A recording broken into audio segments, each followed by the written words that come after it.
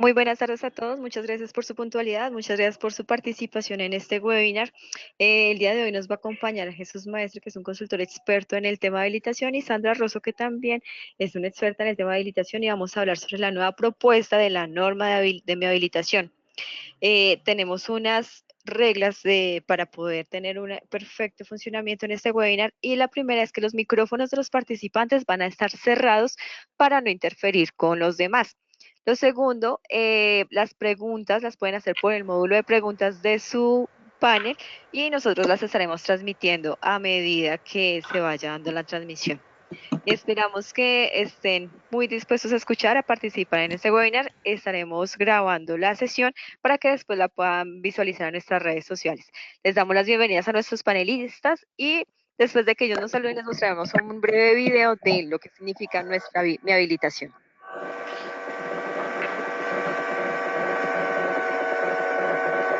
Hola a todos, buenas tardes. Yo soy Sandra Rosso, soy la gerente general de Rosso Asociados. Es un gusto para mí estar hoy en este webinar. Bienvenidas todas sus preguntas y además de lo que nos planteaba Joana, creo que es importante recordar que las preguntas deben ser genéricas. No vamos a responder preguntas específicas de la casuística de cada institución y demás. Pues de ahorita más adelante les contaremos como cuál es la orientación que daremos en el desarrollo de este webinar.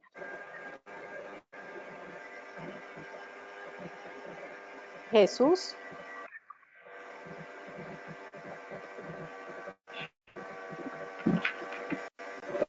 Buenas tardes. Te escuchamos, te escuchamos. Ok, es que se había congelado la pantalla. Buenas tardes a todos. ¿Cómo están? Mi nombre es Jesús Maestre. Soy profesional del área de la salud, soy odontólogo, especialista en gerencia en salud y en derecho médico. Y hoy queremos compartir con ustedes las nuevas propuestas que se tienen aquí en Colombia para el sistema único de habilitación.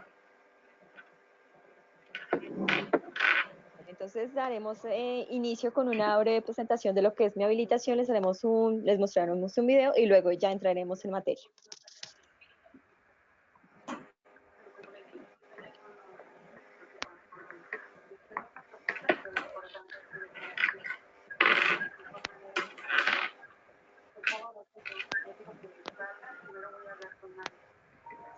No se oye, Joana. Permítame en un momento.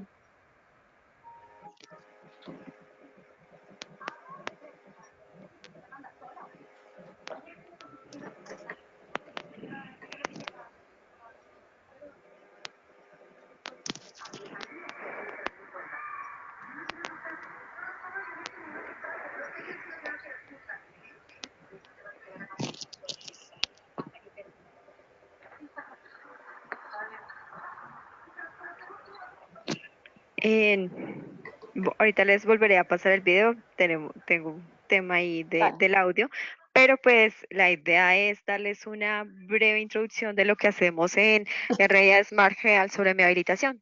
No siendo más, pues les damos la bienvenida a nuestros panelistas para entrar en materia. Bueno, gracias Joana, gracias a todos las personas que aceptaron esta invitación, no solo que se inscribieron, sino los que están hoy conectados. Hemos venido haciendo webinars en diferentes horarios, pudiendo identificar cuál es el mejor espacio, cuál es el mejor momento para que ustedes puedan conectarse. De todos modos, esta transmisión está siendo grabada para efectos académicos y la vamos a subir a nuestro canal de YouTube y lo vamos a compartir en nuestras redes sociales el día de mañana.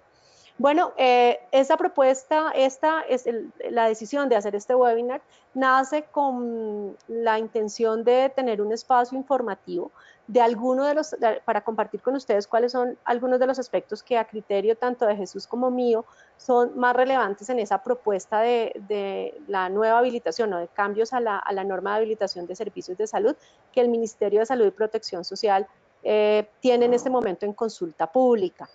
Hago esta salvedad, pues, este énfasis, porque no se trata de lograr en una hora analizar en detalle todos los cambios que la norma propone. Queremos poder abarcar los temas gruesos, los temas que a criterio de nosotros fueron más interesantes. Estamos abiertos para que a través del chat o del módulo de preguntas del aplicativo nos cuenten qué otras cosas han visto. Sabemos que entre las personas que se conectan hay varios muy acuciosos que seguramente ya revisaron la norma, ya han visto otras cosas. Y el único objetivo es, bueno, los dos objetivos son informar y el otro es motivarlos e invitarlos para que los comentarios que tengan ustedes a favor o en contra de los diferentes elementos que se han incluido o los que se quitaron en relación con 2003 y demás, los hagan a través del link que el Ministerio de Salud y Protección Social ha dispuesto para ello. Ya en un momento se los vamos a compartir en el chat. Ahí hay un link, uno se diligencia todos los datos, uno dice si es un ciudadano, si lo hacen como profesional independiente, y hay un ejercicio muy interesante porque está muy ordenado para ayudarle al ministerio a recabar todas esas dudas y esas inquietudes. Yo creo que el objetivo, además de que la conozcamos, es motivarlos a ustedes para que hagan parte activa y hagamos parte activa de este proceso de ajuste, diciendo lo que nos parece o no con los respectivos sustentos a través de ese aplicativo. Jesús, no sé si tú tengas algún otro comentario antes de que entremos en materia. Sí, comentar básicamente que obviamente lo importante y lo fundamental de todos nosotros que hacemos parte del sistema de salud es obviamente conocer cuál es nuestra norma, con qué nos tenemos que basar, qué es lo que nos rige. Porque obviamente no estamos exentos todos de cualquier tipo de visita por parte del ente territorial. Y ya no es excusa, obviamente, el desconocimiento como tal de la misma. Por ende, la importancia de hacer parte de esta construcción de su lectura, como dijiste ahora, para poder apoyar y también fortalecer esta construcción de la nueva normatividad. Bueno, muy bien. Ustedes saben que los antecedentes a esta propuesta es un trabajo que ha venido haciendo el Ministerio por más de 4 años en recabar elementos para hacer el ajuste de la norma. Una propuesta que se planteó y se socializó en el gobierno anterior, que tiene cambios importantes en relación con esta propuesta. Es decir, 2003, una propuesta del año pasado, y esta nueva propuesta, realmente solo vamos a hablar de esta, que nos atañe el día de hoy. Entonces, siguiente, por favor. Bueno, tenemos aquí además algo de información, noticias frescas, y es la anterior, Joana, por favor, gracias. Y es el día de hoy en el evento que se está realizando el Congreso de la OES en Cartagena. El Ministerio de Salud y Protección Social hizo una presentación muy breve sobre esta norma, sobre esta propuesta de norma, y nosotros traemos algunos elementos. La diapositiva anterior, Joana, por favor. Qué pena con ustedes que estamos en diferentes puntos. Uno tiene la presentación, otro tiene... Listo, siguiente. Se me salta. Bueno, lo primero es que esta es una propuesta y recordar que el Sistema Único de Habilitación son los requisitos mínimos obligatorios que son, como lo mencionaba hoy el doctor Samuel en el evento en Cartagena, la puerta de entrada al sistema obligatorio de garantía de calidad y que buscan dar respuesta a varias cosas. Este ajuste normativo da respuestas a las políticas del sector. Entonces el Ministerio plantea que lo que aquí se plasma debe estar dando respuesta a la ley estatutaria, al modelo de triple meta que ustedes saben que es el modelo que está, en el cual fundamenta el actual gobierno y el ministro Uribe en relación a cómo debemos abordar nuestro sistema de salud, a temas de acceso, equidad, calidad, confianza, confiabilidad, ética y claridad. Así las cosas, esta propuesta que el Ministerio pone a discusión se construye a partir de los hallazgos que se han dado en los procesos de habilitación, de verificación y demás durante todos estos años y en los requerimientos que el mismo sector ha venido dando. Es una propuesta que además incluye temas innovadores y yo creo que ahí van a encontrar que vamos a hablar un poco en detalle de eso. Yo creo que el incorporar explícitamente nuevas tecnologías que empiezan a ser parte de cómo se están prestando los servicios de salud, no es que, o sea, cómo se prestarán, pero cómo hoy se están prestando servicios de salud, y hacerlas explícitas en la norma, es muy importante. El hablar de telesalud en un marco muy amplio, y bueno, ya lo veremos más adelante, y esto abre un espacio significativo para ver que podemos llevar la prestación de servicios de salud a través de otras formas. Además de eso, la propuesta busca avanzar, primero, a que los usuarios asistan a servicios seguros, es decir, se mantiene el criterio de riesgo y pues obviamente hay un esfuerzo muy importante dentro de lo normativo en los temas de seguridad. El segundo es mejorar las especificaciones de los requerimientos para disminuir la variabilidad y facilitar su aplicabilidad. Creo que todos sabemos que la variabilidad en los momentos de la verificación por parte de las secretarías de salud pues son un tema complejo.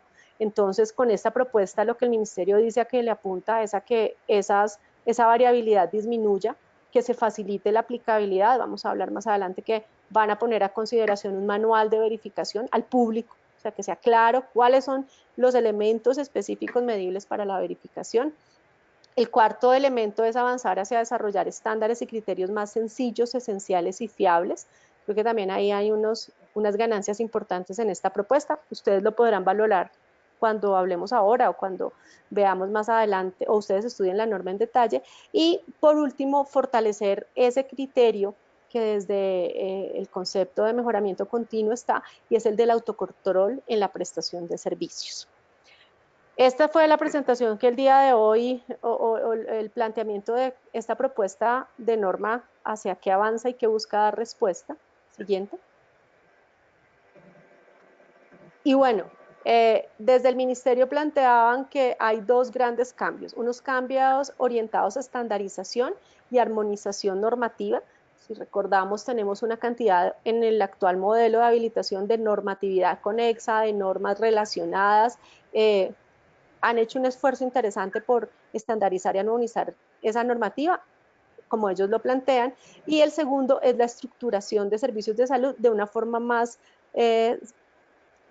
no sé si la palabra sea concisa, de una forma más asequible para que puedan también desarrollarse los servicios y los modelos de prestación de servicios con estas tecnologías innovadoras. Siguiente.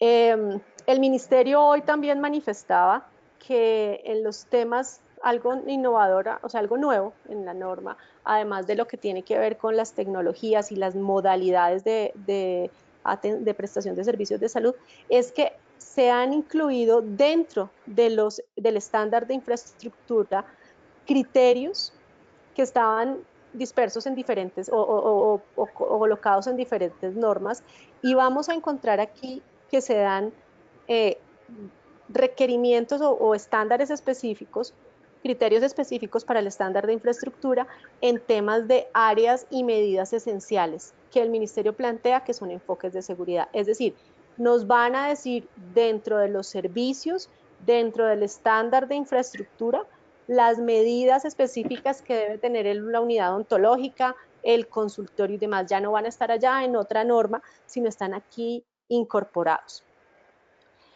Siguiente. Además de eso, pues ya lo mencioné, buscan estandarizar el modo de verificación. El ministerio manifestó que van a colocar lo vamos a ver al final, en un par de meses seguramente, a consideración de la ciudadanía, el manual de verificación, que también creo que puede ser una herramienta muy valiosa para el tema de la variabilidad que se presenta en este momento. Bueno, vamos a entrar en los cambios. Entonces, ya después como del contexto general. Jesús, ¿qué opinas tú en términos generales de los cambios que hoy se plantean? En términos generales. Ok.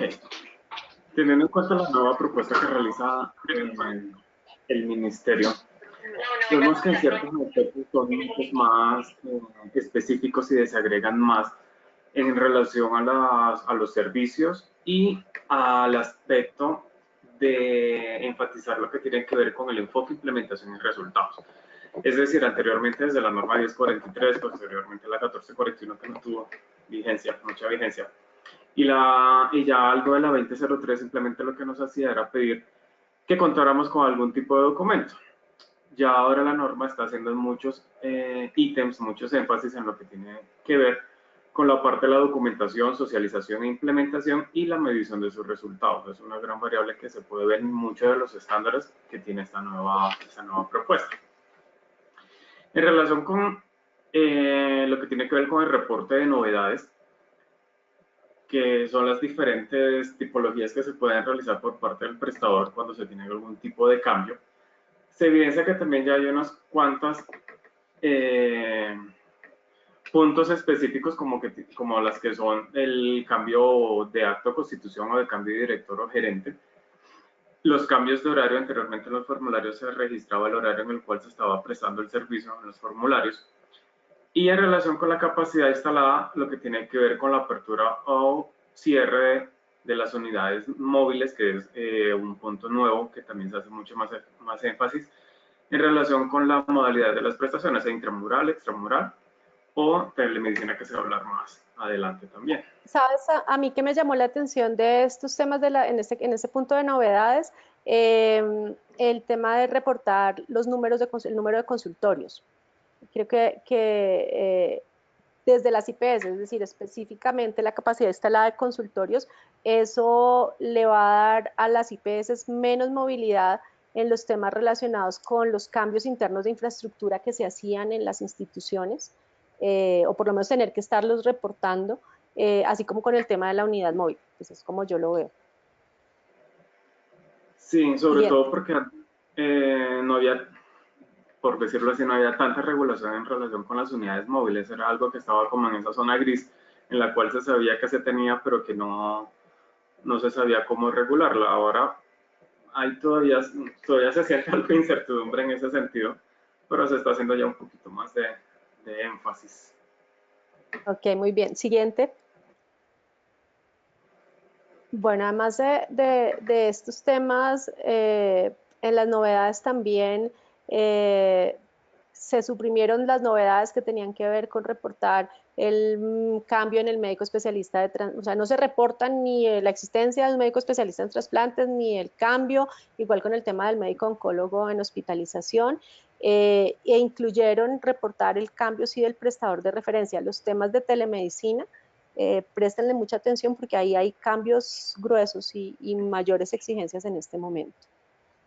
El otro tema es el que tiene que ver con el cierre de servicios.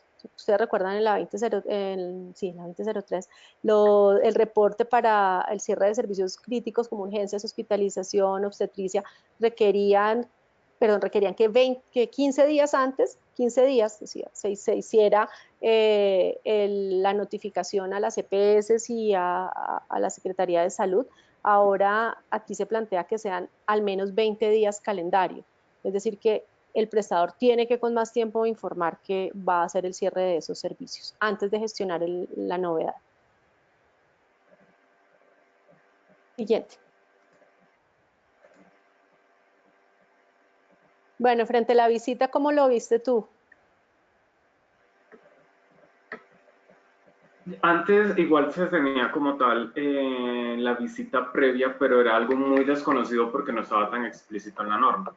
Ahorita queda muy claro, obviamente que hacer apertura o novedades en cierres, novedades de servicios críticos únicamente, se sigue solicitando la verificación previa o la visita de verificación previa.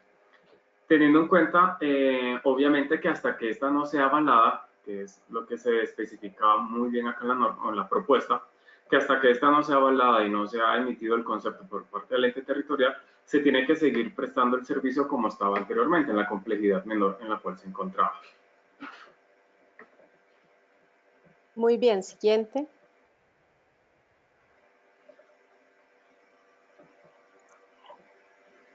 El tema, digamos, te voy a comentar, el tema general de visitas previas, pues digamos, se mantiene con lo que Jesús anotaba hace un momento. Yo creo que ahí hay un análisis interesante y es quienes hemos tenido que afrontar por cualquier circunstancia visitas previas, sobre todo cuando estamos hablando de IPS nuevas. Creo que ahí vale la pena que pensemos si es necesario retroalimentar al ministerio en cuanto a en qué servicios, cuando eres una IPS nueva, qué servicios realmente necesitan una visita previa. O sea, yo conozco casos de IPS de consulta, de 4 consulta externa, 3 consultorios que tienen que venir y recibir una visita previa, tener todo montado, o sea, el costo y lucro cesante de tener eso, y las secretarías de salud no tienen capacidad de hacer visitas previas. O sea, uno reporta la inscripción y se demoran 3, 4, pues tienen hasta 6 meses. O sea, creo que ese tiempo de los 6 meses es algo que si ustedes que nos están escuchando están de acuerdo, sería interesante hacerle saber al ministerio y proponerle cómo podría eso ser diferente, porque esos 6 meses son un mayor costo, encarecen el sistema de salud, porque es la infraestructura ahí. En vez de las secretarías estar haciendo visitas previas en donde hay mayor riesgo, pues no tiene sentido que vaya una comisión de 6, 7 personas a ver un servicio de consulta externa de no sé, consulta de medicina general, 3 consultorios, toda una mañana después de haber esperado meses para el tema. Esa es una opinión personal, la dejo. Volvamos a los planes de visita.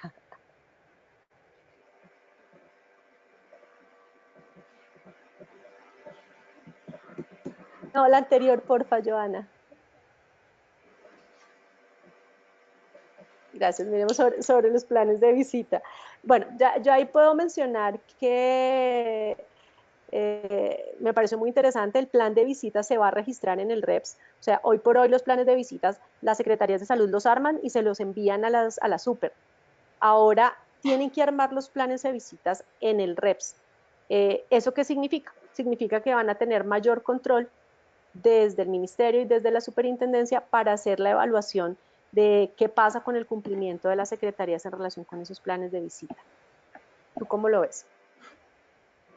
Si bien es cierto, también hay una parte, obviamente, que tocaría ver en el momento de la implementación por parte de todos los entes territoriales que sí se cumpla, porque la nueva norma o la nueva propuesta también les está exigiendo también el hecho que cualquier cambio que se haga en esta programación se pueda hacer la variación en el sentido de cambiar una IPS por otra, más no en el número que se haya programado para hacer. Es decir, que si la programación estaba para 100 IPS en el año, tienen que ser las 100, ya sea que cambien una u otra, pero siempre tienen que mantener ese número. En esto obviamente queda la duda, como podemos ver en algunos otros entes territoriales, no solamente aquí en Bogotá o en Cundinamarca, el cumplimiento de esta, y en relación con lo que se estaba diciendo anteriormente, con lo que tiene que ver con las visitas previas, la demora para hacer este cumplimiento de esta programación, y también de cómo se realizaría por parte del ministerio y del Instituto y de la Supersalud este seguimiento a este cumplimiento de este cronograma que se estipula acá en esta nueva norma. De acuerdo. Mira que otro tema interesante en el plan de visitas es que en la 2003 el alcance de las visitas de verificación en ese artículo está planteado de verificar las condiciones del sistema obligatorio de garantía de calidad y el desarrollo del programa de auditoría para el mejoramiento de la calidad. Ahora quitaron eso, es decir, ya no se van a verificar, no se va a verificar el desarrollo del programa de auditoría para el mejoramiento de la calidad de la atención en salud. Eso me llama muchísimo la atención. Yo siento que en esto que tú mencionabas hace un rato, en que hay estándares donde hablan de que se verificará cómo se documentó, se socializó, se implementó y demás, pues ya están dando un avance mayor al nivel de exigencia en verificación, pero ese concepto del PAMEC y demás desaparece de ese artículo de los alcances de planes de visita en forma concomitante a la habilitación, a los requisitos de habilitación.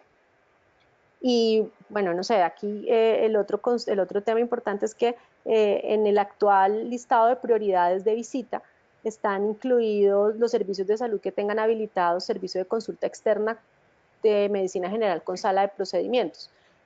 Ahora desaparecen. Eso estaba así antes porque eran servicios que se habían identificado hace varios años que en esos servicios estaban haciendo procedimientos estéticos.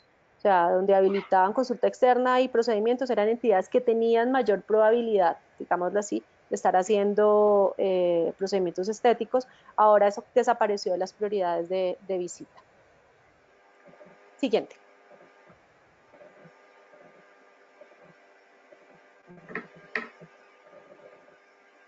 Bueno, ¿qué más ves tú ahí en ese tema, Jesús? En relación a las prioridades. También en relación a las prioridades, pues también haciendo como algo en resumen es, si se podría decir, que no se ve tan materializado lo que es el enfoque en la gestión del riesgo, en relación, por ejemplo, con los consultorios que realizan, en los cuales se realizan procedimientos o se declaran salas de procedimientos.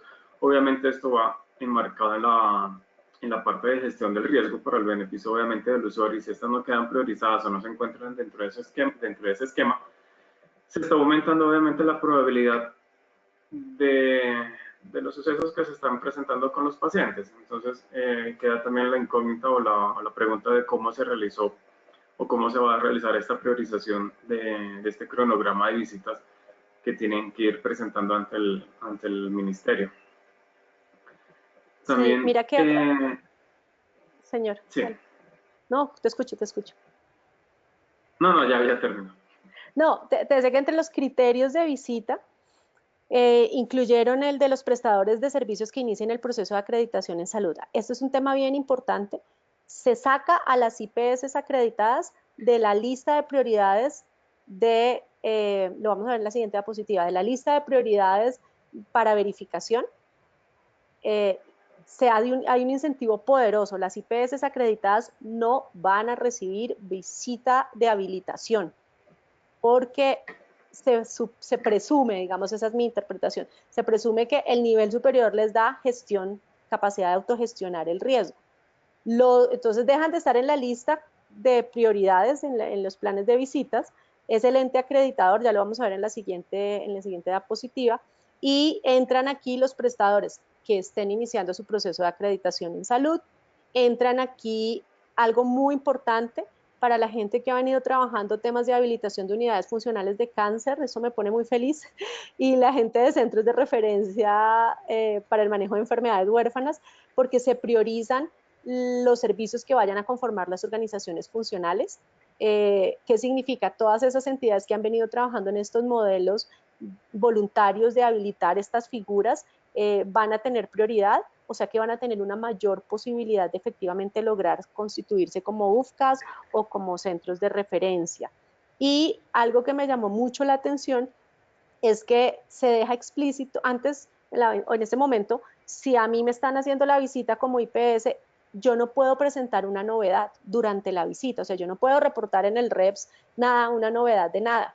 Aquí abrieron una puerta interesante y es que sí se pueden hacer reportes de novedades durante la visita de verificación si la comisión verificadora lo autoriza. Pues eso me parecería, no tengo casuística para eso, pero me pareció interesante que ese espacio se dé. Seguramente han identificado durante los procesos de verificación que se requiere ese tema. Sí, eso es sobre todo muy importante porque lo mismo que decía en el caso cuando se está desarrollando la visita de verificación por parte del ente territorial y se determina que algún tipo de servicio o prestación de servicio no es el adecuado o no se debe estar prestando según esa modalidad o criterio y se debe generar el cierre, por ejemplo. Esta es una buena ventana, como lo decía, para poder realizar ese tipo de novedad durante la visita sin que afecte al prestador, porque anteriormente si no se realizaba esa visita, obviamente en el informe quedaba, por ejemplo, servicio ofertado no prestado, servicio habilitado no prestado o servicio prestado no habilitado, situaciones obviamente que puedan para muchas IPS y esas investigaciones administrativas. Y obviamente si en conjunto con el ente, con los verificadores, si se puede determinar que es algún tipo de cambio o de novedad que no está generando en sí mayor riesgo para la prestación del servicio de los usuarios, hacer la concertación y poder hacer ese tipo de novedad durante la visita para evitar futuros inconvenientes. Ok, y mira, y en relación con este parágrafo que especifica el plazo máximo de 15 días hábiles contados a partir de la fecha de cierre de visita para enviar la certificación de cumplimiento de las condiciones de él o de los servicios. Ese puntualmente, ¿cómo lo ves?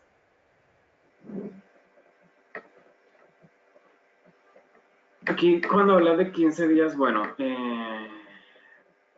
está un tanto complicado en el sentido de que si supiéramos que si supiéramos de que todos estos requisitos van a ser de documentación y no tienen que ser, por ejemplo, adecuaciones o de soportar ciertas inconsistencias que se van en las IPS, sabemos que 15 días puede ser muchas veces muy poco tiempo. para poder soportar este tipo de cumplimientos. En mi caso, mi opinión, por ejemplo, plazo máximo sería muy poco, de 15 días. Ok, a mí me parece interesante algo y es que en ese sentido se hace explícito eh, que deben entregar certificación. Es decir, mira que como yo lo entiendo, allí se está dejando planteado que hay que cerrar, o sea, después del cierre de la visita, tienen hasta 15 días para expedir o no certificación. Ahí hay algo y es que en este momento hay muchos servicios de salud visitados no certificados. Pues recordemos que la certificación da garantía del cabal cumplimiento de los requisitos.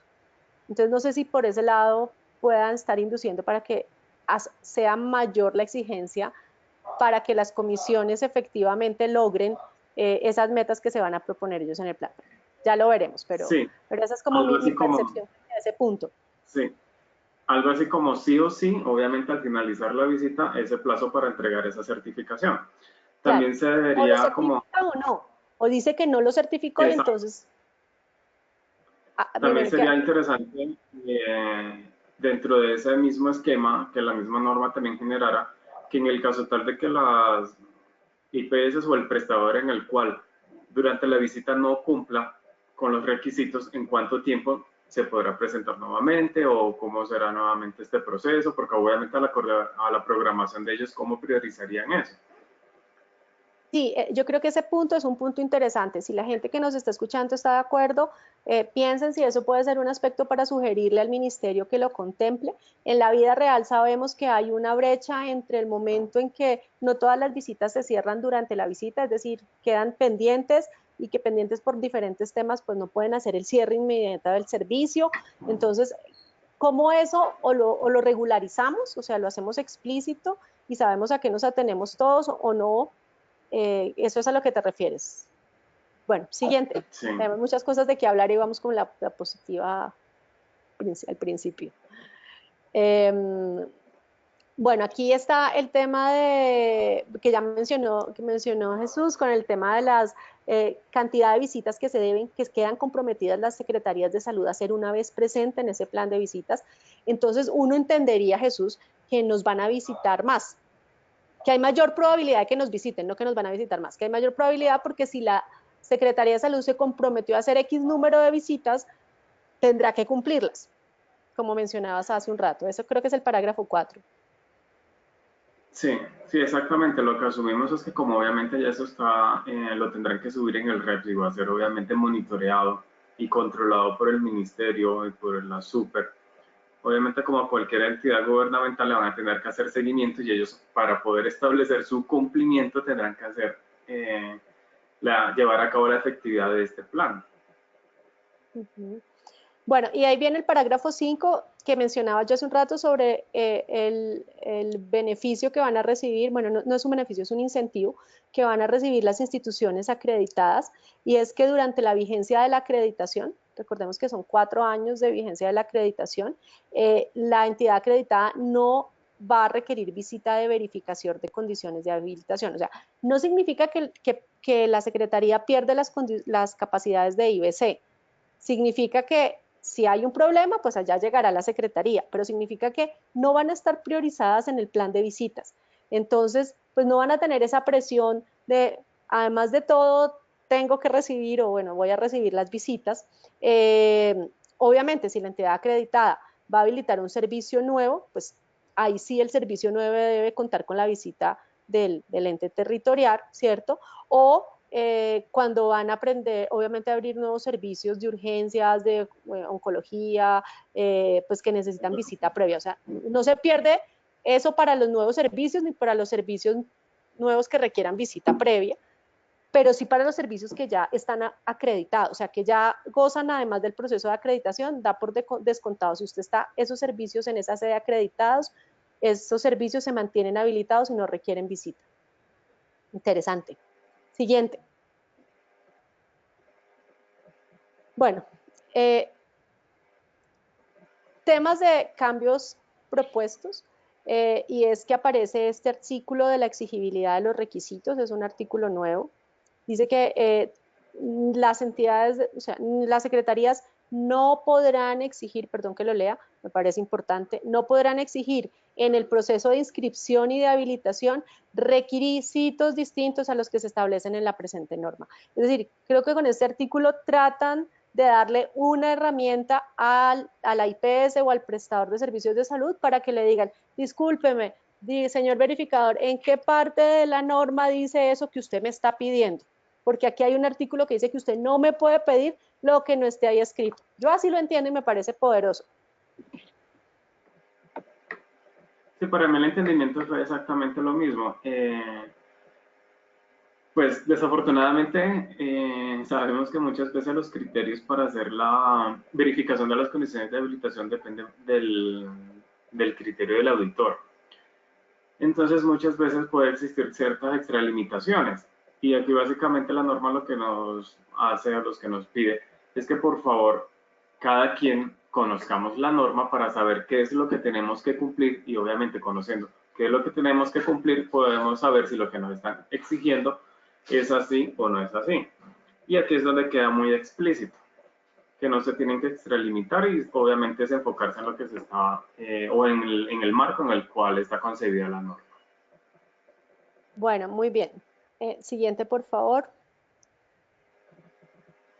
Bueno, nos habla también, y entre las cosas interesantes, está este que está, es nuevo por ser o sea, no es nuevo, es nuevo dentro de la norma de habilitación porque existía una resolución para este tema, y es lo que tiene que ver con las IPS que se encuentren en intervención forzosa, administrativa, para liquidar o para administrar por parte de la Supersalud,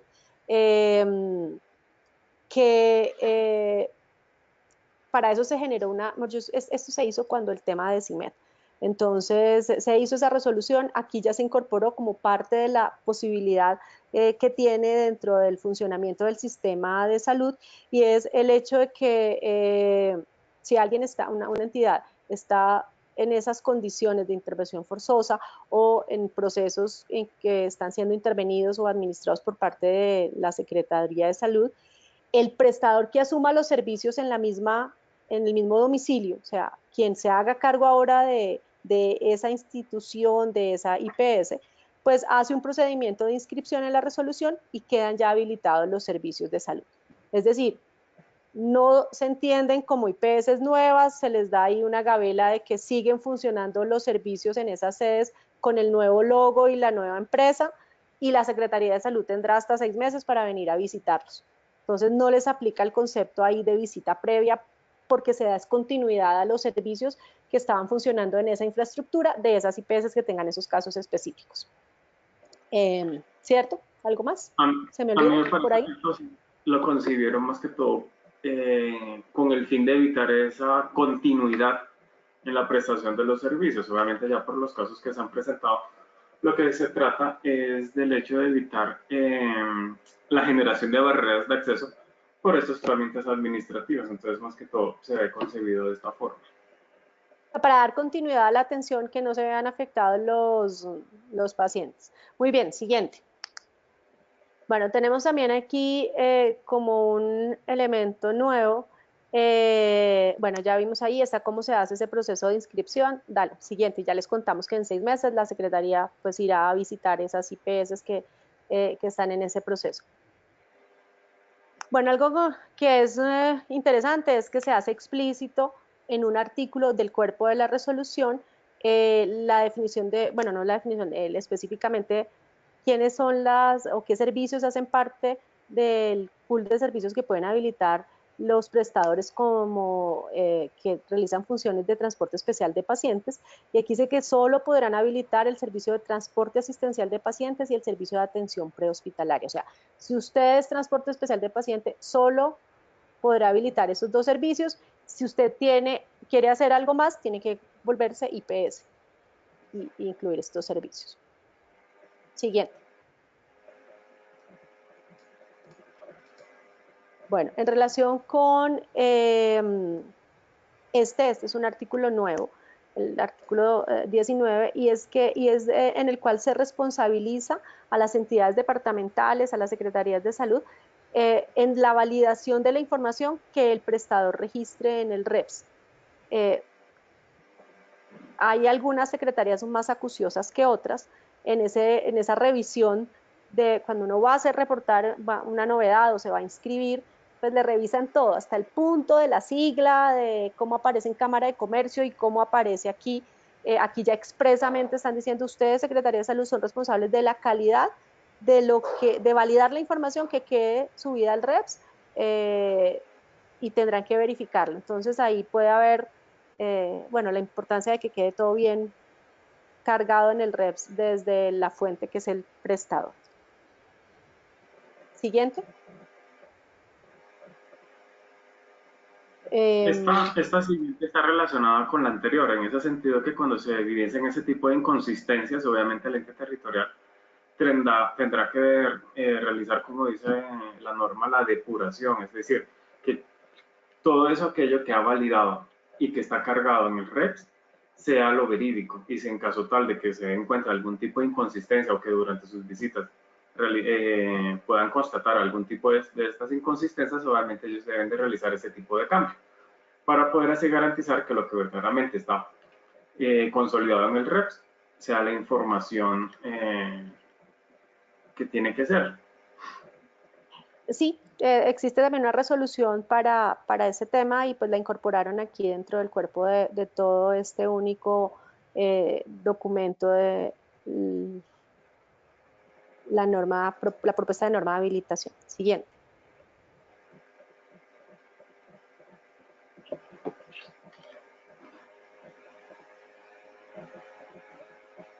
Aquí. En relación con la transitoriedad, aquí hay varias cosas interesantes y es uno, que la transitoriedad está dada a partir de la actualización del REPS. Dice, en un plazo no superior a 6 meses, a partir de la fecha en que esté dispuesto la actualización del REPS para cumplir la presente norma. No sé si me están escuchando bien, tengo problemas con mi señal que la estoy viendo aquí como bajita. Si hay problemas, por favor, Joana, me avisas y pues para que Jesús continúe, pero mencionaba que no existe una fecha específica, sino se dice, mire, después de que esté listo el aplicativo, se tendrán 6 meses para que los prestadores realicen una actualización del portafolio de servicios, realicen nuevamente la autoevaluación, ¿cierto? Acuérdense que cuando hacen la autoevaluación dan fe, dan constancia y el representante legal da fe que el cabal cumplimiento de los nuevos requisitos de habilitación y para eso hay 6 meses, a partir de cuando el aplicativo esté. Miren que empiezan a jugar, que cada vez son más los procesos que se integran y se articulan de trazabilidad dentro del REPS, como lo que veíamos ahora de la planificación de las visitas, por ejemplo. Entonces, tema importante, los servicios, una vez se habilite el aplicativo, se tendrán 6 meses para hacer actualización de portafolio, de autoevaluación, y de ahí la vigencia de la autoevaluación es anual. Entonces, otro proceso importante, los prestadores deben estar haciendo esa autoevaluación y por lo tanto registrar en el REPS que están cumpliendo anualmente o que mantienen las condiciones de habilitación anualmente. Solo los prestadores de inscripción, o sea, solo las IPS nuevas o los que están en inscripción anual, en inscripción inicial, tienen lapsos de 4 años para adelantar el proceso tal y como está hoy. ¿Algún comentario de eso, Jesús? En este punto lo que hay que tener muy en cuenta los plazos estipulados, porque si nos pasamos del año o durante los plazos para hacer también la generación del portafolio de servicios de autoevaluación, ya se incurriría en una inactivación, que también la norma o la proyección de la norma es muy clara en ese sentido, de que quedaría inactivo y nuevamente tendría que hacer el proceso de activación de los servicios como tal. Entonces es un llamado como a tener en cuenta esos plazos, que es con lo que muchos prestadores, también los IPS o prestadores independientes, pecan, por decirlo así, no tienen en cuenta ese tipo de plazos ya estipulados y se generan y quedan como inactivos. Y obviamente al quedar como inactivos no pueden prestar ningún tipo de servicios, no pueden hacer atención de pacientes ni ningún otro tipo de actividad. No deberían. Sí. Siguiente, por favor. Bueno, miren que hemos recorrido todo lo que tiene que ver con la resolución, con el cuerpo de la resolución. Ya en un momento vamos a entrar a hablar del manual de estándares y demás. Bueno, aquí adicionalmente de esto, mencionar que, bueno, esto es lo que ya vimos de cómo se hacen los procesos de visita y demás, de verificación previa y demás, que ya mencionaba Jesús. Dale siguiente, por favor. Bueno, en relación con, estamos viendo este proceso de transitoriedad, bueno, no, en la transitoriedad sí es importante hablar de varias cosas. Y es, no, vuelve al anterior, por favor, que olvidé mencionar esto. Estamos en todo lo que tiene que ver con qué pasa durante, para los que veníamos con temas anteriores o no. Si se están adelantando visitas de verificación a prestadores que ya están inscritos, ¿cierto? Con servicios habilitados, al momento que entre en vigencia la norma, se les aplicará 2003. Esto es bien importante porque dependiendo de cuándo entre la norma, en qué momento esté yo en mi proceso de habilitación, ¿qué me aplica? Si pasan los 6 meses, ¿cierto? Y desde el que da el ministerio en ese proceso de transición, desde el día siguiente de realizada la autoevaluación, toda visita de verificación de los prestadores de servicios inscritos debe realizarse aplicando la nueva norma. Entonces, después de los 6 meses de transición, todo va con la nueva norma. O sea, ya no hay discusión de es que yo me registré, sino pasaron, hoy estuvo el aplicativo, dentro de 6 meses, tenemos hasta 6 meses, y de ahí en adelante todo se hace con la nueva norma. Hay solo 6 meses de transición. Yo creo que esto es un llamado importante. Quienes hoy tengan procesos pendientes de actualización de novedades y demás, deberían hacerlo ahora. Claro, podrán decir que esperan a que llegue el aplicativo, pero acuérdense también que pues más o menos se tendría lo que vamos a ver ahora al final del tiempo que da el ministerio para cuándo estaría saliendo esta norma, más 6 meses más después de que esté el aplicativo. O sea, hay como un año ahí más o menos entre tiempos unos y otros, pero sí creo que es importante mantener las condiciones y la información, las novedades y demás, todo en este momento actualizado. Yo lo haría, y es lo que les estamos sugiriendo a las personas que nosotros acompañamos. Bueno, siguiente. También en relación con la transitoriedad, pues obviamente todos los prestadores nuevos que se inscriban durante los 6 meses de transición van con la nueva norma. O sea, no es que, es que yo soy nuevo, pero me inscribí aquí en la época de transición. No, ahí me aplican la nueva norma. ¿Qué más les cuento ahí de este tema? Bueno, es importante recordar que las instituciones que en el momento de entrar en vigencia la norma estén postuladas para la acreditación deben, o sea, deben en los 3 años siguientes presentar como soporte de visita a la verificación de la entidad departamental o distrital de salud. O sea, ¿qué dice eso? Si una institución en el momento de entrar en vigencia la norma está postulada, acuérdense que estar postulada para la acreditación es haber radicado ante el ICONTEC los formularios y toda la información, la postulación oficial. Ellos no van con la norma nueva, ellos irían con la norma 2003 y tienen hasta 3 años para presentar el soporte de verificación al organismo de acreditación. ¿Esto por qué? Porque es que no ha sido fácil conciliar los tiempos de las visitas de verificación de habilitación con los momentos de postulación y de presentación de información en el actual modelo al ICONTEC. Entonces ahí creo que también hay una gabela importante para los que estén en ese proceso y ya se hayan postulado al momento de entrar la norma. Siguiente.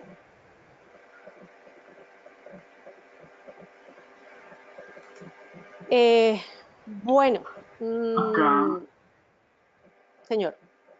sí, que en este punto, como ya se había hablado anteriormente, que les habíamos comentado, era que la norma hace ya mucho más énfasis o es mucho más específica en ciertos temas. Como estamos viendo ahora, lo que tiene que ver con evitar o reducir la subjetividad en las interpretaciones de los términos al aplicar la norma, para hacerla mucho más estandarizada y evitar que de ciudad a ciudad o de verificador a verificador se tengan interpretaciones totalmente distintas. Y en eso lo que relaciona a las pruebas, por ejemplo, en el punto de atención del paciente, el Point of Care Testing, el POCT. Y esto habla obviamente de aquellos exámenes que son ejecutados en el mismo sitio de ubicación donde se encuentra el paciente. Y bueno, colocan como ciertos ejemplos como es la medición de sangre, orina, saliva, hisopado, materia fecal, análisis de aire expirado, entre otros exámenes, los cuales antes estaban como en ese limbo, y lo que tratan es como hacerlos mucho más específicos, generar mucha más especificidad en la forma de realizar este tipo de verificación.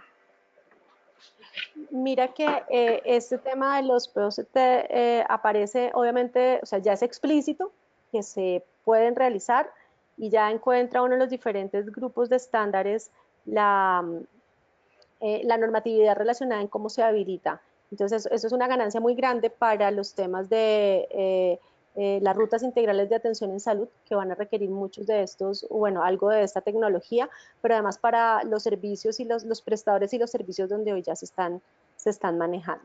Siguiente. Bueno, en relación con el siguiente, gracias.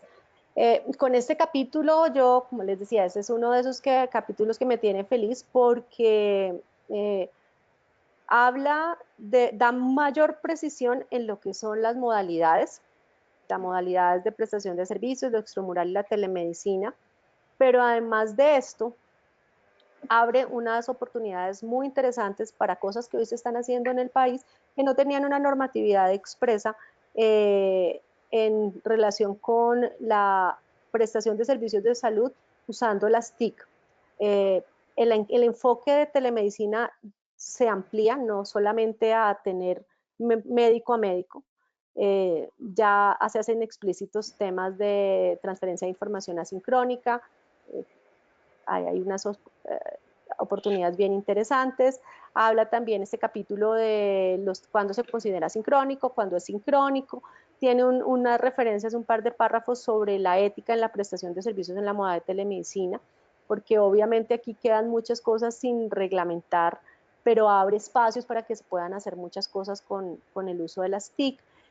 Hace explícito el consentimiento informado y los requisitos específicos para que debe contener ese consentimiento informado.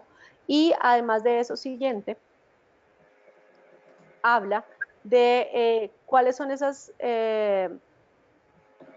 prácticas profesionales que en telemedicina se puede dar. Entonces, miren que aquí a los que son curiosos y les parece el tema interesante, revisen esos numerales porque ya explícitamente se dice, mire, ¿qué es teleconsulta y cómo se habilita la teleconsulta?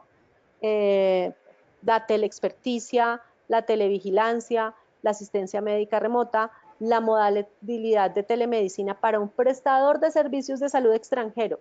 Es decir, hoy en la vida real en este país estamos atendiendo pacientes con prestadores desde fuera del país, o sea, que están fuera en forma remota con el uso de TICS y demás. Entonces aquí ya es explícito cómo desde la norma se van a analizar y, bueno, no analizar, se va a controlar y qué requisitos deben cumplir para ello. O sea, ahí hay un trabajo interesante para pensar en cómo nos vamos a reinventar en los servicios de salud con estas posibilidades.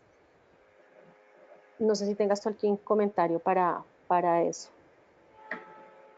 Okay, al iniciar lo que estábamos hablando en cuanto a telemedicina, también es una nueva oportunidad, es una nueva ventana también para todos aquellos que quieran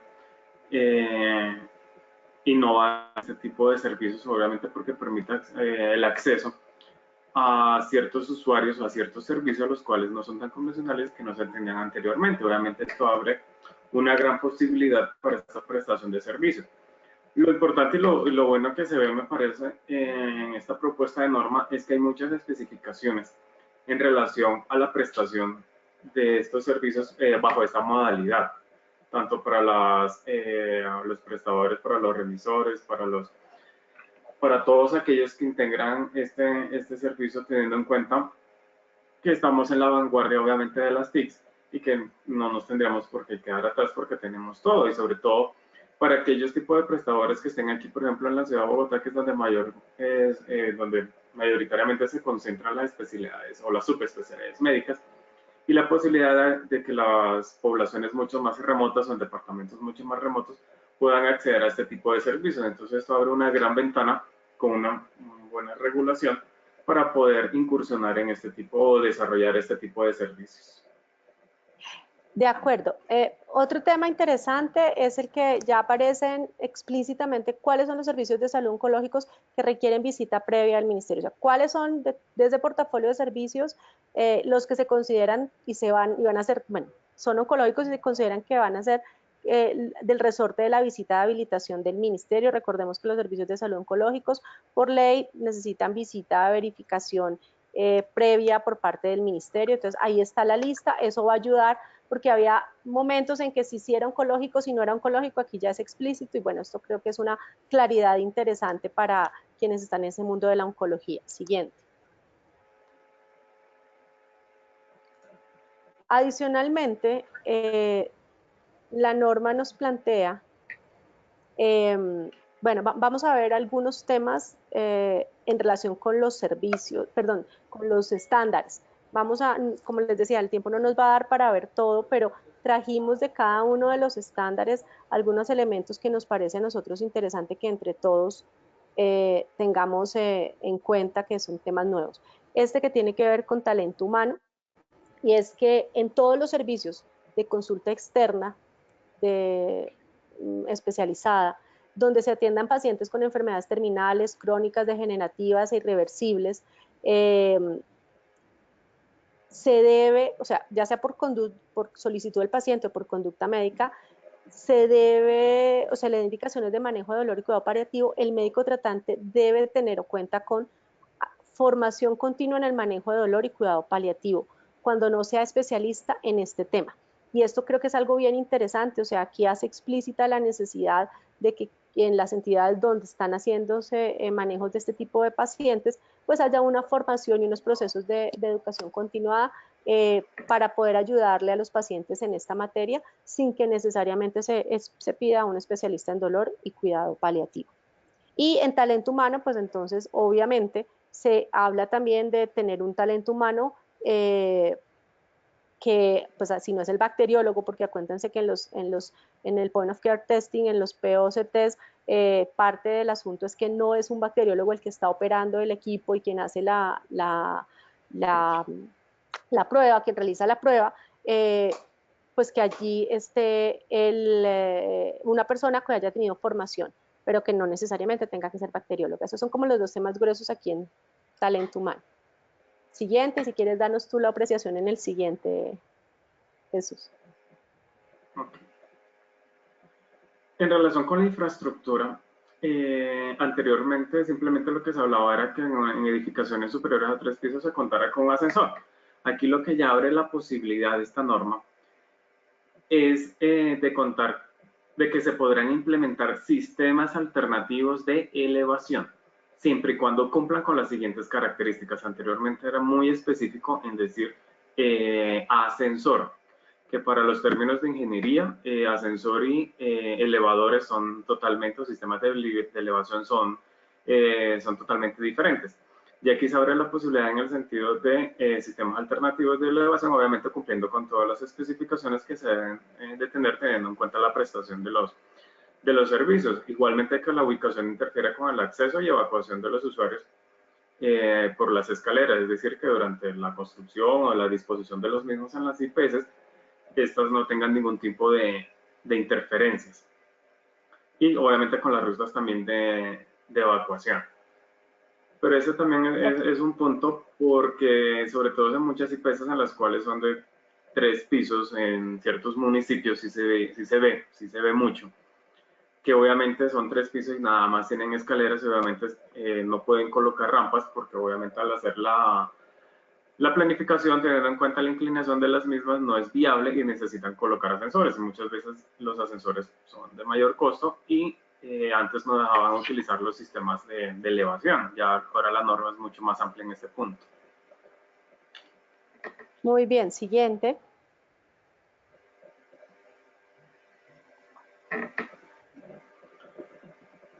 Bueno, además de... Sigue, por favor. Sí, que este sí es un punto crítico, lo que tiene que ver con los procesos de esterilización. No sé si tú lo viste o algo, pero me parece que antes la parte del proceso de esterilización era mucho más específica. Acá, bueno, en este punto lo que hablan es que para el proceso de esterilización interno o contratado que se especifican los requisitos de infraestructura para las diferentes modalidades, en ese punto sí. Pero creo que todavía, no sé, a juicio propio no está, en esta no le deja muy especificado lo que tiene que ver como es todo el proceso de esterilización en cuanto a los requerimientos de infraestructura, dotación, etc. Allí mire que en general, pues el esterilización deja de ser un proceso y está involucrado, mejor dicho, como se manejaba como si fuera un servicio, está ahora involucrado como requisitos en los diferentes grupos de estándares. Creo que cada uno lo verá desde su perspectiva que tanto es más o menos exigente. A mí me parece que es más puntual, no sé sobre la exigencia. Ahí de pronto algunas de las personas que están conectadas nos podrán decir que cómo lo ven, pero a mí me parece que es hacerlo más puntual, hace más fácil el proceso de verificación y quita dualidad que antes estaba sujeto a si usted está siguiendo o no el manual de buenas prácticas del proceso de esterilización del ministerio. Entonces creo que ahí puede haber ganancia, pero bueno, tú que eres experto más en esos temas asistenciales lo ves de esa forma y aquí no hay respuestas buenas ni malas como hemos hablado. Siguiente.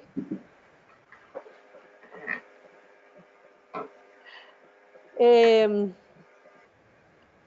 este punto que tiene que ver con dotación, esto sí, pues es algo bueno de lo que estábamos hablando, que sí tiene mucha más especificidad en el sentido de que antes simplemente se hablaba de la dotación, cuenta con equipo biomédico para o dispositivos para, etc. Acá ya la nueva propuesta está hablando de que el prestador de servicios solo cuente con un registro de la relación de los equipos biomédicos y que este registro como tal cuente con el programa capacitación, que obviamente especifica que puede ser desarrollados por ellos mismos o los otros. Antes no estaba tan explícito esa parte de cómo tenía que ser este uso adecuado de los equipos biomédicos que se encontraba como tal inmerso dentro del programa de tecnovigilancia. Mira que yo veo dos cosas con el tema de dotación. Uno es el decir específicamente qué debe contener el registro de la relación de equipos biomédicos. Es de esas cosas, alguien dirá, no, pero ¿cómo ahora pusieron 10 ítems ahí? Pues es que esos 10 ítems, acuérdense del artículo 16, que proponen son esos 10 los que nos tienen que pedir y no nos tienen que pedir más. Entonces, cuando los criterios se vuelven explícitos y nos dice, mire, el registro debe tener estos campos, pues esos son los campos que debemos tener y punto. Creo que eso es importante. Seguramente aumentará la exigencia para muchos porque pues, no tenía el registro completo, en el inventario no tenía todos los campos, pero pues por lo menos ya sabemos que no estamos sujetos a la creatividad de quien verifique. Por otro lado, como tú lo mencionas, se hace explícito el tener un programa de capacitación en el uso de dispositivos médicos. O sea, aquí están articulando temas de tecnovigilancia y demás, y además, bueno, cuando se requiere esa capacitación, y además habla explícitamente de que eso lo puede desarrollar el fabricante, el importador o el mismo prestador. Pues también le da opciones a la institución para que pueda surtir esos procesos de educación continuada en la materia. Lo otro que a mí me pareció interesante, y no sé, en tu expertise, es este requerimiento de que los servicios de salud donde se realicen procedimientos bajo sedación fuera de salas de cirugía cuentan con un carro de paro. No era, o sea, en la 2003 no estaba así explícito, entonces a veces se pedía, a veces no, o sea, ahora cualquiera, en cualquier servicio donde se haga sedación, y miren que el requerimiento es en el servicio, cuenta con, o sea, no es que esté disponible, o sea, si usted hace sedación en un servicio, en ese servicio tiene que tener el carro de paro. Eso me pareció a mí una diferencia a lo que está hoy explícito en la 2003. Tú me dirás. Aquí en este punto, por ejemplo, se abre la ventana también para verificar si aplica para todos los tipos de sedación. Porque, por ejemplo, para aquellos odontólogos que están realizando sedación con óxido nitroso, si la miramos aquí en este contexto, es un servicio de salud que realiza un procedimiento bajo sedación y está fuera de salas de cirugía. Entonces, por ende, la aplicabilidad o no del carro de paro. Entonces, aquí también habría que ver el tipo de sedación a lo cual se refiere este ítem. Sí, pero mira que, yo estoy de acuerdo contigo, pero mira que como está ahí, o sea, como está ahí, si lo cojo textual, debo tener carro de paro si hago sedación. Debo contar con, ni siquiera es disponer, Sí, contar con.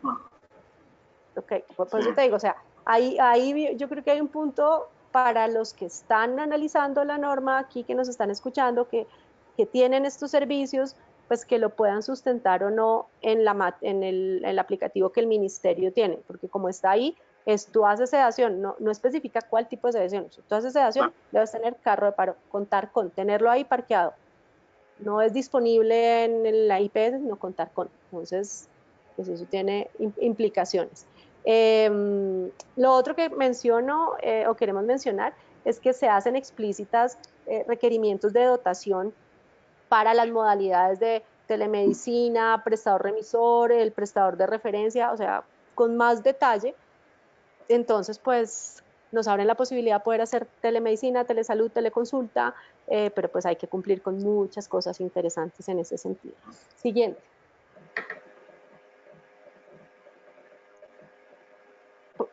Bueno, en el tema de dotación, por aquí nos están haciendo varias preguntas del chat, voy a aprovechar a mencionar, y es que alguien pregunta que si en la norma piden los equipos de órganos de los sentidos, si es obligatorio tenerlo o no en cada consultorio, si se puede tener disponibilidad de este o no.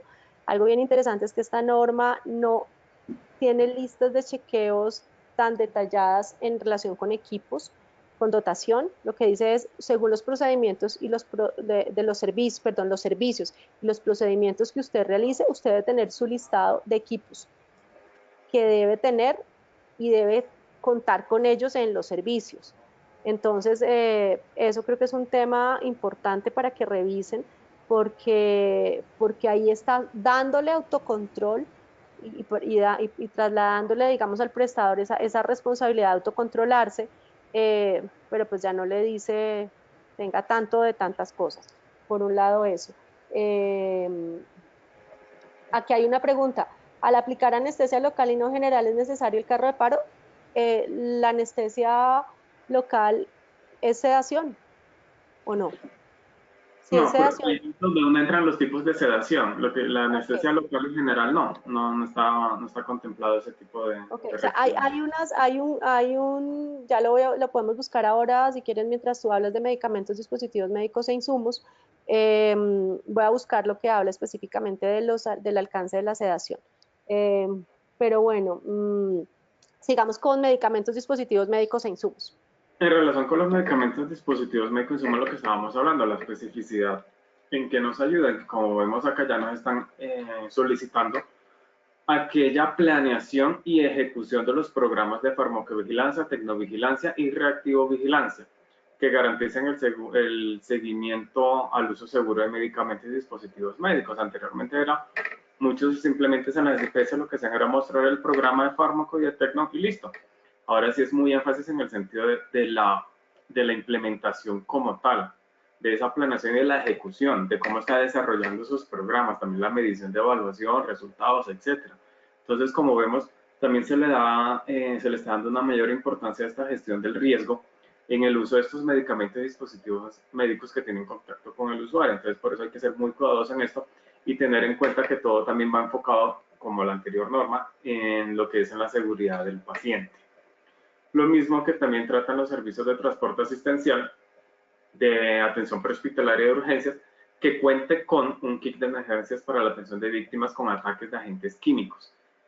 Esto, sea bien o mal en el sentido del aumento que se han tenido de estos casos, que se tuvo de estos casos, por eso se habla ahora de esta implementación de estos kits para la atención de estos pacientes con agentes químicos, porque desafortunadamente se determinó de que la atención prehospitalaria no era la adecuada por no contar ni con los elementos ni tampoco con el conocimiento para atender a estos pacientes.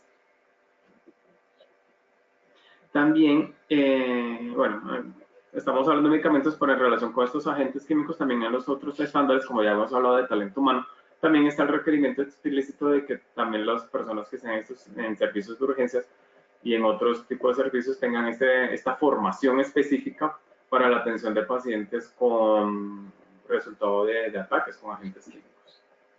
Muy bien, siguiente. Sí, estaba también allí en talento humano.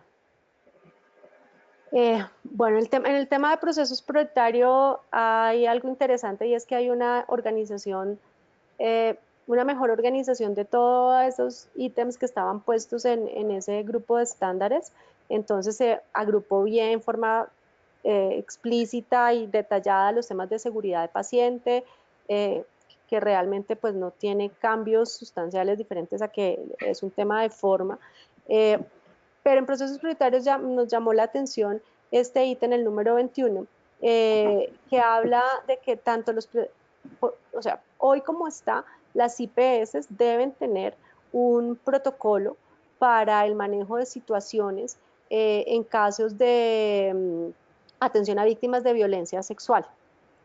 Ahora, la norma en procesos prioritarios en este ítem da alcance también a los profesionales independientes, a las entidades con objeto y a los objetos social diferente, que tengan habilitados servicios de consulta externa y a todos los de servicios de transporte especial de pacientes para que tengan un proceso, o sea, con un documento, pues tienen que contar con un documento y deben estar capacitados y tener el proceso que oriente la atención en salud de las víctimas de violencia sexual. O sea, antes era solo de las IPS, ahora está ampliado explícitamente para todos los prestadores, en fin, tanto el documento como el entrenamiento y pues como la capacitación en el tema. No sé si quieras mencionar tú algo de eso.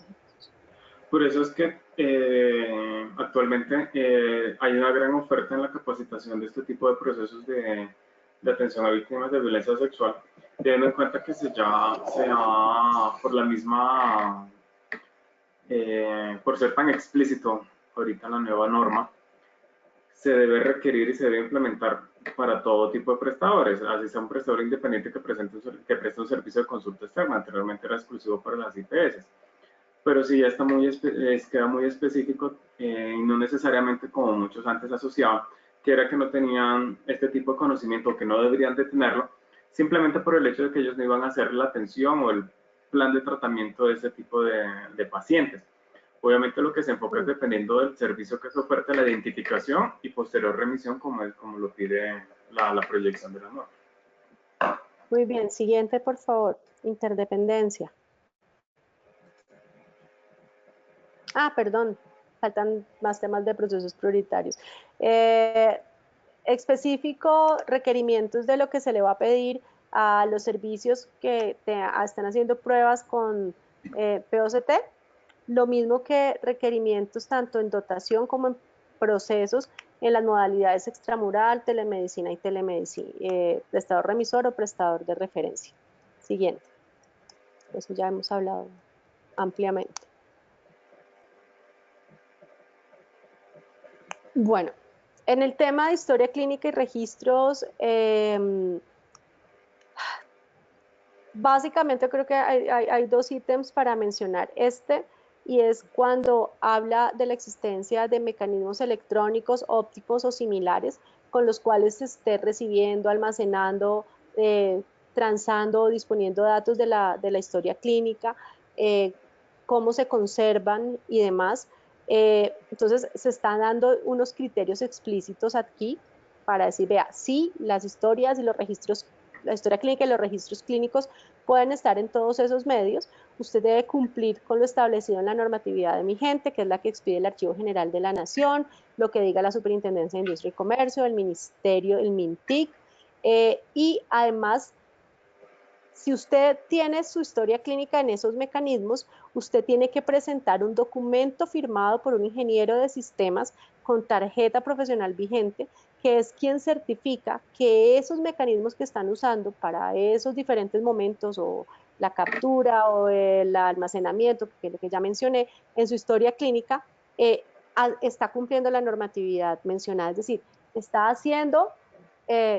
cuando alguien certifica algo poniendo como aval su tarjeta profesional, lo está haciendo, bueno, o sea, haciendo que certifique, o sea, como corresponsable de que sí se esté cumpliendo con todo eso, con todos esos requisitos que se están dando.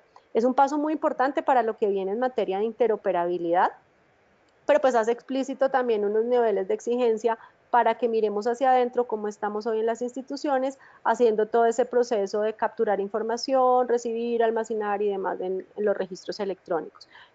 Miren que habla de mecanismos electrónicos, ópticos o similares. O sea, ahí nos está dando chance a temas como la biometría, a temas como todo lo que se maneje escaneado, no solamente el software de la historia clínica. Es un estándar, es un criterio bien interesante dentro del estándar de historia clínica y registros. Y el siguiente diapositiva, por favor, que también consideramos importante de todos los otros temas que había ahí, pues mencionar que se hace necesario la realización y el diligenciamiento de los controles, además de controles de calidad que se entienden como registros clínicos para los servicios que estén utilizando POCT, y pues define en detalle cómo deben ser los registros electrónicos y cómo se diligencia la historia clínica para los servicios de telemedicina. Que eso es una pregunta que a veces nos hacen en la consultoría, y venga, ¿y eso cómo se hace? Porque pues, no era tan explícito. Ahora sí hay criterios específicos para esas modalidades. Siguiente. En relación con algo más, es en relación con el consentimiento informado.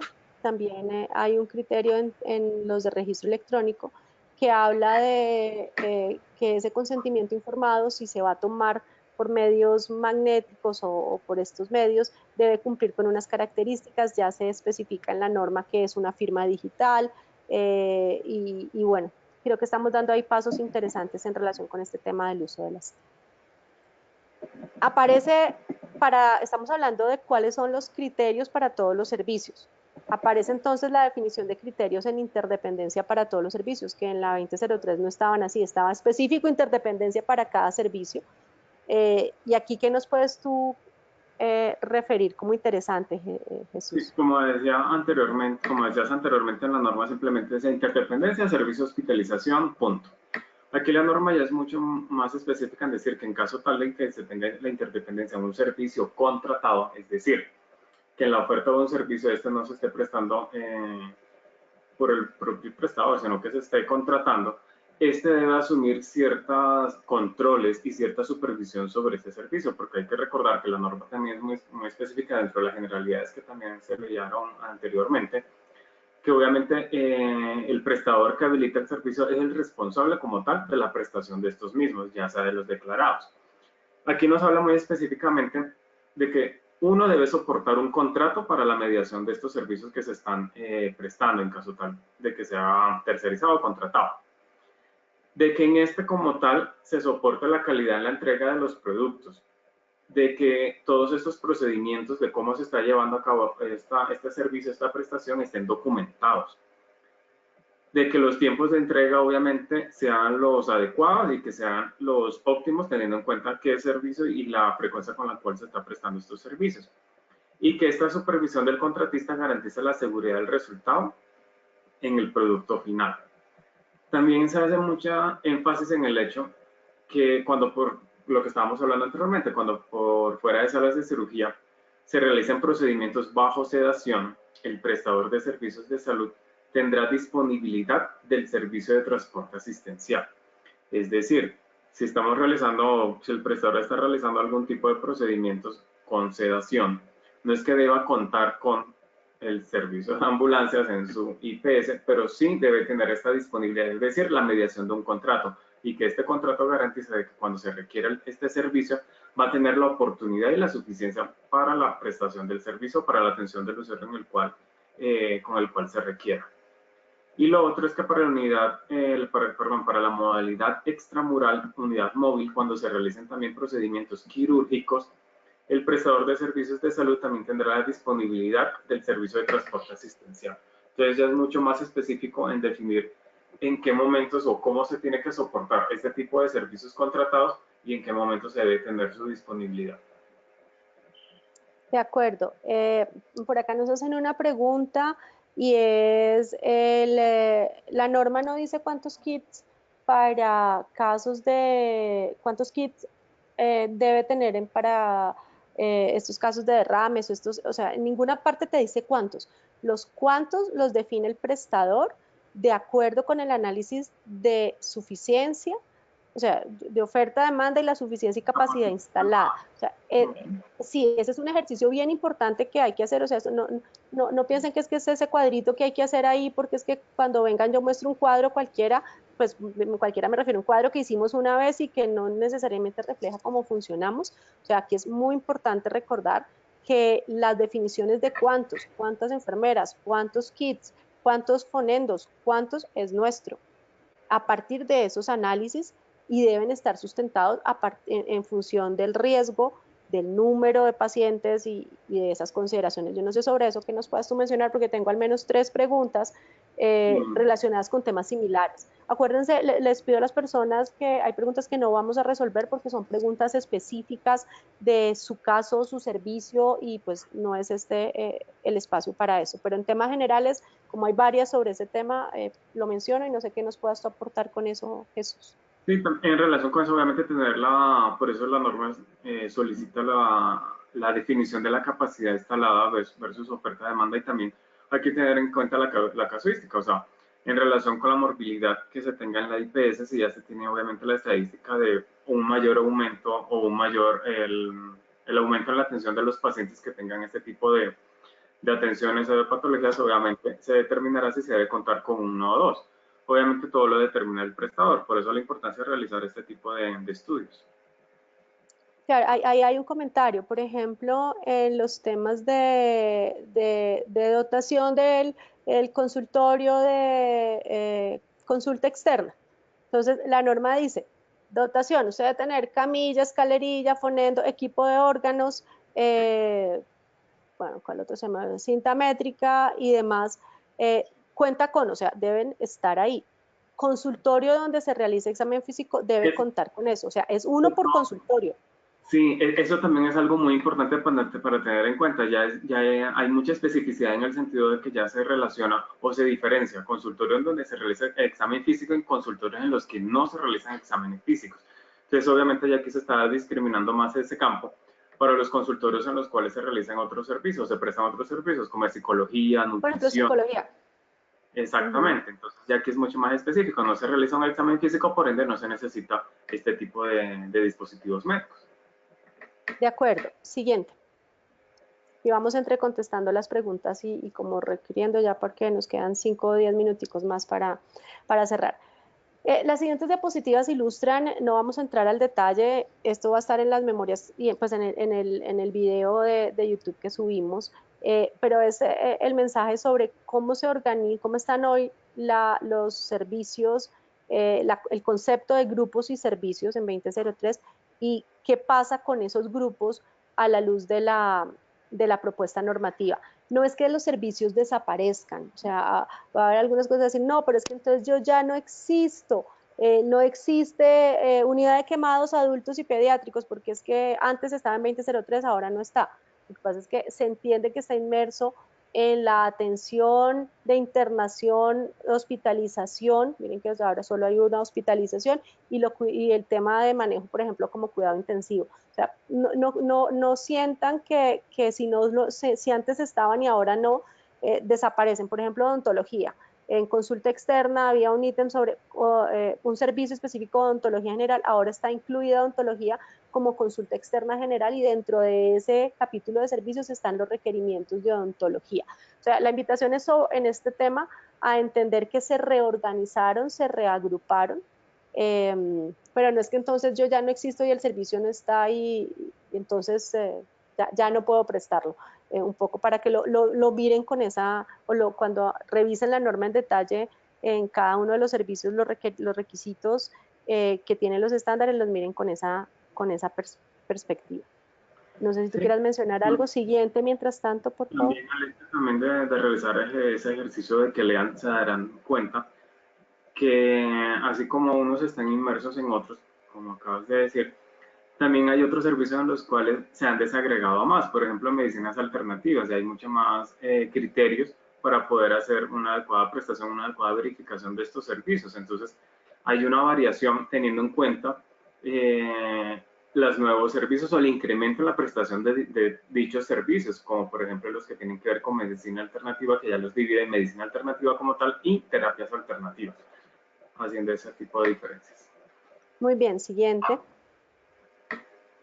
Bueno, en el tema quirúrgico también, o sea, eso no vamos a entrar en detalle ahora, vuelvo y repito, finalmente no es que los servicios desaparezcan, había cosas que, perdón, había cosas que estaban entendidas como servicios que ahora ya no están porque simplemente se reagruparon, como el tema de atención domiciliaria de paciente agudo, pues ese se entiende que es la atención domiciliaria de un paciente agudo es una modalidad de atención que se atiende en domicilio, no es que sea un servicio.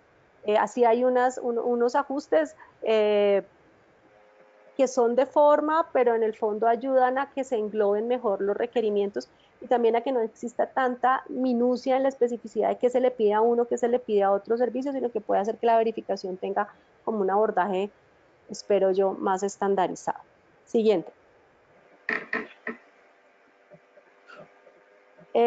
Bueno, nos hacían una pregunta, claro, no alcanzamos a ver y no vamos a poder ver cada uno de los servicios.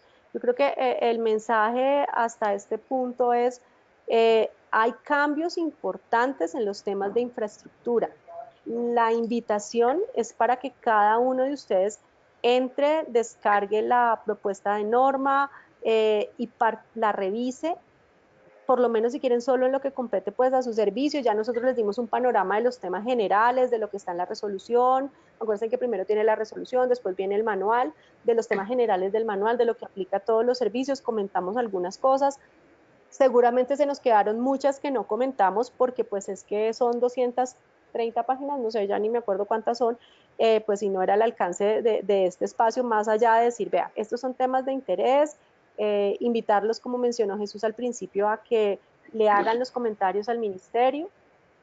Y finalmente, yo sí hago un llamado porque en los temas de infraestructura hay que verlos con lupa. Como nos incluyeron en la infraestructura las medidas exactas que en algunos ambientes o áreas debemos tener, pues por favor, cada uno haga el ejercicio y mida en su consultorio, en el área de su unidad odontológica, pues ustedes cómo están. Recuerden algo, y es que las normas no se hacen para que me queden bien a mí.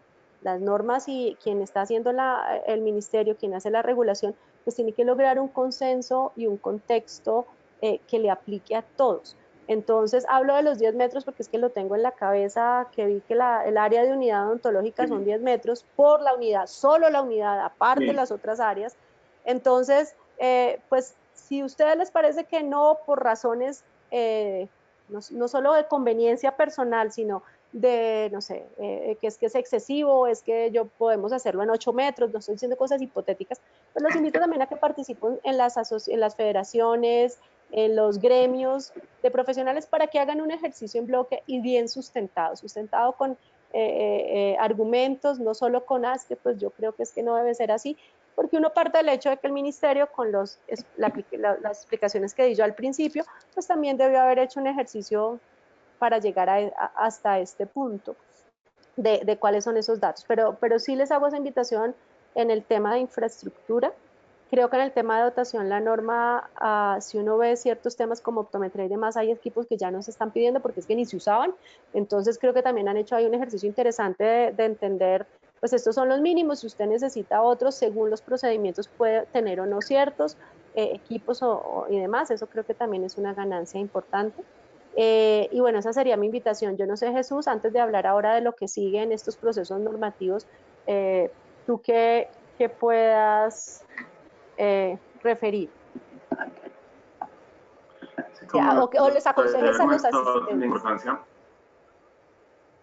sí, la Señor. importancia de ser partícipes, no solamente de ser espectadores y ser partícipes como obviamente todos son, o todos somos partícipes del sistema de salud, y más como prestadores. Entonces la mejor oportunidad es esta, conocer cuál es la proyección de la nueva norma, saber si les aplica, cómo les aplica, las inconformidades, etcétera.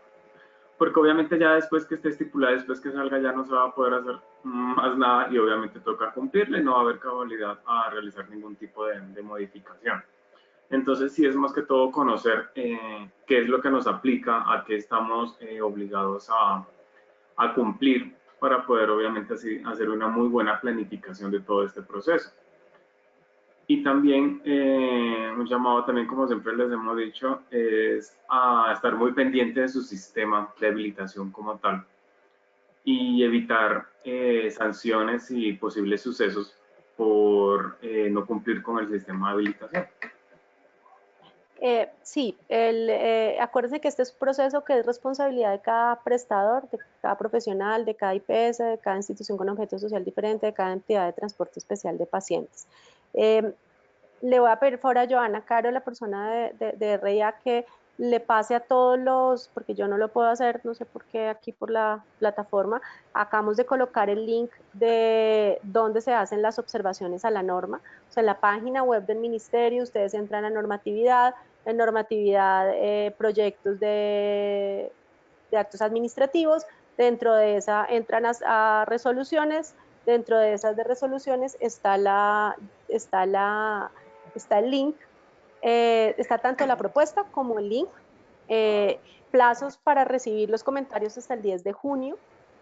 Joana, ya te lo puse ahí en el chat, si quieres por favor socialízalo, ese es el link del cual pueden hacer las observaciones. La anotación que les hago cuando hagan las observaciones es que verifiquen que lo que escribieron grabó, o sea, tiene la opción grabar, después de que graban le aparece un mensaje, su propuesta ha sido exitosamente grabada, algo así, aparece una fecha, y entonces pues para que sepan que ahí eso llegó allá al repositorio que tiene el ministerio. ¿Qué sigue?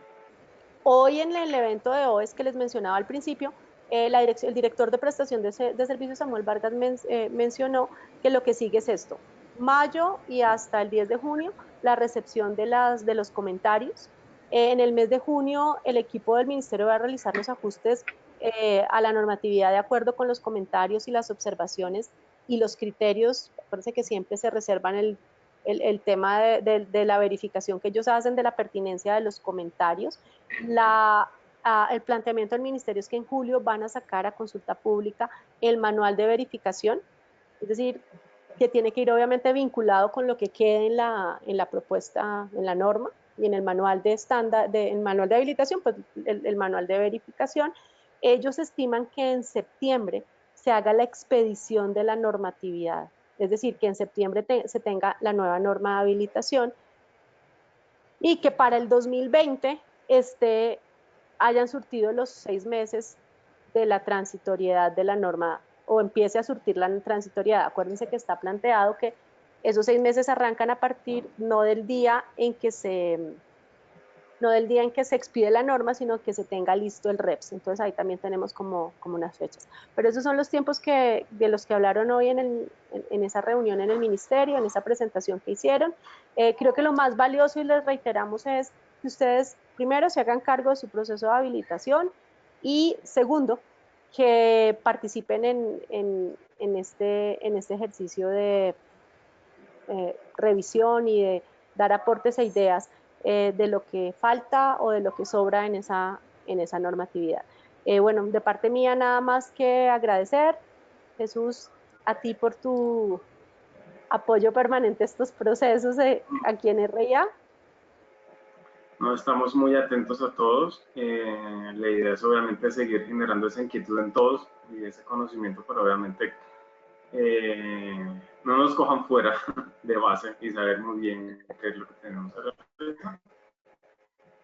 Bueno, muy bien, muchas gracias a todos, gracias a los que me están escribiendo, que gracias aquí por el WhatsApp y esto. Ustedes saben que esto lo hacemos con mucho gusto, creemos que tenemos una responsabilidad de ayudar para que entre todos construyamos un mejor sistema de salud y bueno, estamos atentos y abiertos a cualquier cosa que sepamos en relación con el tema de la norma o de esta propuesta de norma y demás. Ojalá puedan participar en las federaciones, en las agremiaciones a las que ustedes pertenecen. Ojalá participen en sus IPS y se sienten y entre todos los equipos y los coordinadores de los servicios revisen, mire, esto qué significa, esto qué va a hacer para o no. Por favor, que la mirada no sea, es que eso me daña a mí porque es que en mi consultorio le faltan 5 o 10 o 20 centímetros. Entiendo lo que eso significa, pero acuérdense que aquí hay que pensar en el balance entre riesgo y costo. Pero bueno, hay que participar y para eso es la democracia. Gracias a todos. Vamos a colocar en redes sociales y en YouTube esta grabación mañana para que nos las ayuden a socializar y ha sido un gusto. Gracias al equipo de REIA que ha estado pendiente de este proceso el día de hoy. Buenas noches. Gracias. Hasta luego.